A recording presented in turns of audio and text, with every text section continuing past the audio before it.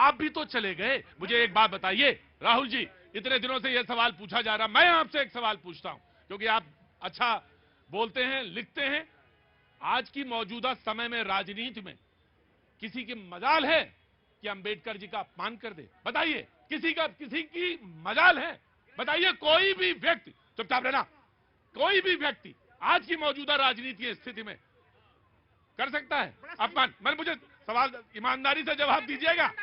जब यहां होड़ ये है कि मेरा दूध जो है गाय का, शुद्ध गाय का दूध है, जब होड़ ये हो तो कोई अपमान करेगा राहुल जी? मुझे बताइए। सेकंड का समय लूंगा, क्योंकि उस दिन मैंने गृह मंत्री जी के पूरे 1.5 घंटे का पूरा भाषण मैंने सुना था सर। लेकिन जब ये वो पंक्तियां अचानक से शुरू होती है तो वो उन पंक्तियों के बिना भी अपनी बात रख सकते थे।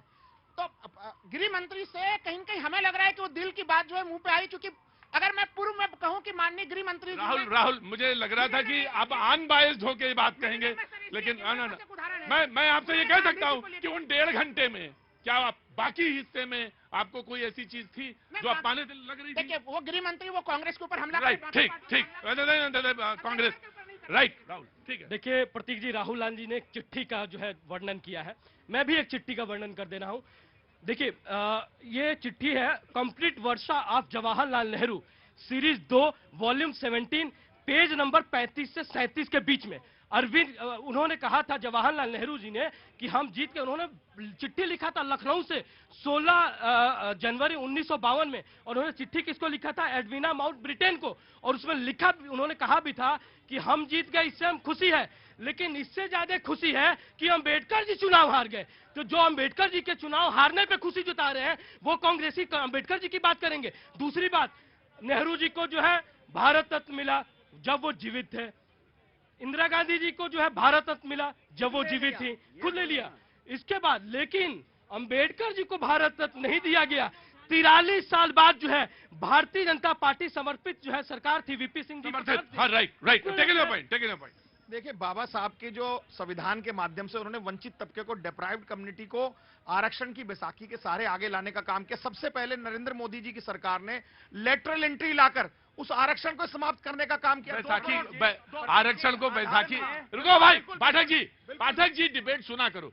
आरक्षण को बैसाखी बता रहे हो गुरु? बिल्कुल आरक्षण एक ऐसा माध्यम था कि जब जो मोस्ट डिप्राइव्ड कम्युनिटी है उनको कुछ समय तक आगे लाया जाए। लेकिन जब 2 करोड़ अगर वो बैसाखी है मेरे भाई, तुम अगर शब्द बैसाखी यूज करोगे तो मैं तो लिंग्विस्टिक का आदमी हूं, तो मैं पूछूंगा तुमसे जरूर, भाषा की बात है।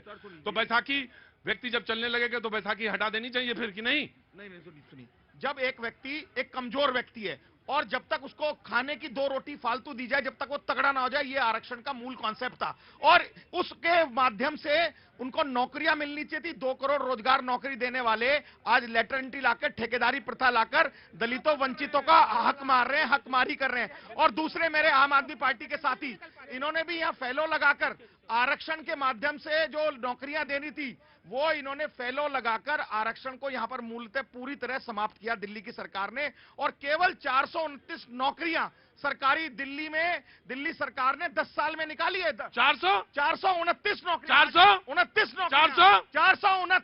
आगे से 2 करोड़ की बात न करना, तुम बता दे रहे हैं। कुल जो 429 नौकरियां निकालते हैं सरकारी, और वो पूछ रहे हैं हिसाब 2 करोड़ का। 2 करोड़ में कितने जीरो होते हैं? मुझे भी इतना जानकारी है? इतना जानकारी। लिखो यहाँ पे बैठ के, देखो 2 करोड़ में कितने जीरो होते हैं। आया जी। 7 दशक से ये चिट्ठी दोनों खेल रहे हैं। ये 7 दशकों में दलितों की स्थिति क्या है देश को बताएंगे, ये बताएंगे कि स्थिति क्या है। आप दोनों उसकी चिट्ठी, ये आंकड़ा, वो आंकड़ा, क्या किया आपने? तिमारपुर की चुक्की में दलित परिवार आता है, कितने आवास योजना बना करके दिया आपने?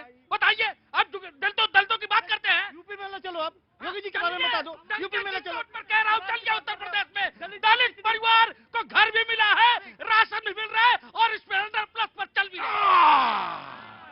मैंने कुछ नहीं सुना है ना मैंने राशन सुना, ना मैंने दाना सुना, ना मैंने पानी सुना, ना मैंने मकान सुना। मैंने तो सिर्फ सुना कि स्प्लेंडर पे चल रहा है। दिल बहुत खुश हुआ, क्योंकि तुम्हारा ही तो समाज है ना जिसपे घोड़ी पे बैठने पे तुम्हारा ऐतराज हो जाता है। तो स्प्लेंडर पे चल रहा है तो मुझे खुशी हुई। वक्त छोड़ दे ब्रेक के बाद फिर आया।